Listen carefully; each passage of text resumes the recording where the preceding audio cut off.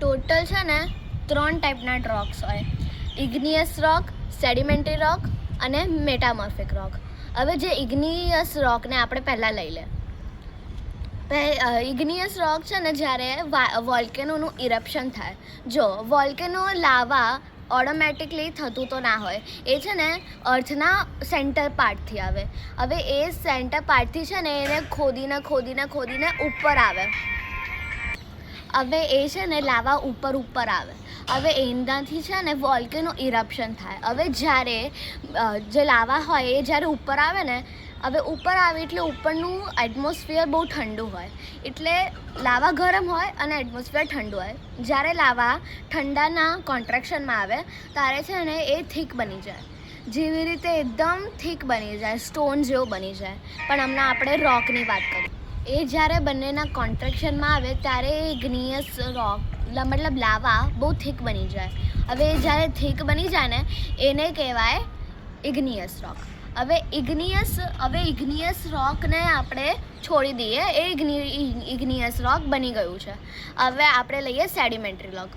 હવે સેડિમેન્ટરી રોક શું કરે કે એ છે ને નેચરથી બને, નેચરના સબસ્ટેન્સીસથી બને, જેવી રીતે સોઇલ, વોટર, કાર્બોહાઈડ્રેટ, સનલાઇટ અને અલગ બધું, અને બેક્ટેરિયાઝ ઓલમોસ્ટ.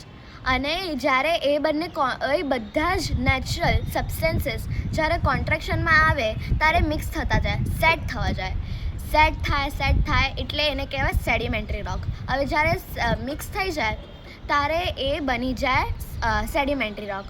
હવે એ છે ને સેડિમેન્ટરી રોક પરફેક્ટલી નથી બન્યું.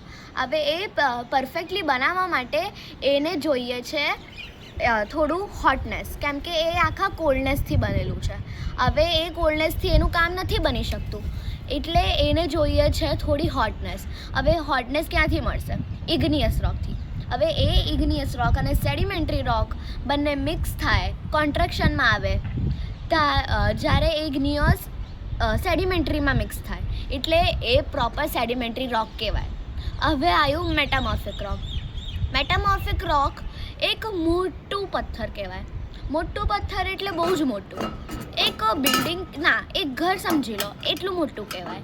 હવે એ છે ને એ બહુ ભારી હોય, એટલે છે ને અર્થ છે ને હવે મેટામોર્ફિક રોક છે ને બહુ મોટું હોય, એટલે છે ને જમીન એને કંટ્રોલ ના કરી પાતી હોય, એટલે અંદર જતું રહે.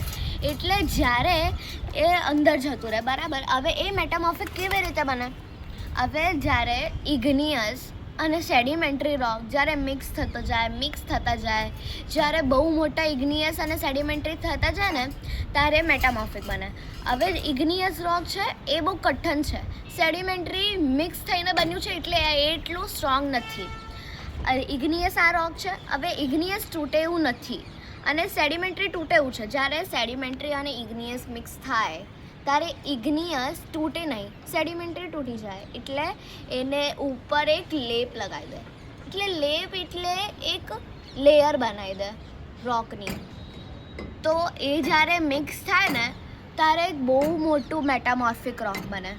હવે મેટામોર્ફિક રોકનો એક છે ને રૂલ છે, એ ખાલી મોટું જ બનશે જ્યારે આપણે એને નાના પીસમાં કરી દીધું, બરાબર. એને જેવી રીતે આપણે નાના પીસમાં કરી દીધું તો એ નાના પીસ એકદમ અલગ થઈ જશે. સેડિમેન્ટરી અલગ થઈ જશે અને ઇગ્નિયસ એકદમ અલગ થઈ જશે. જે સેડિમેન્ટરી અને ઇગ્નિયસ મિક્સ અલગ થશે તો ઇગ્નિયસ તો નાનું એક રોક જ થશે, અને જે સેડિમેન્ટરી છે એના નાના પાર્ટિકલ્સ થઈ જશે. અને જ્યારે આપણને આ એક રૂલ છે મેટામોર્ફિકનો, જ્યારે મોટું થશે તો હા, મોટું હું થઈ જઈશ, પણ જ્યારે તમે મને તોડશો ત્યારે હું નહીં થઉં. Thank you.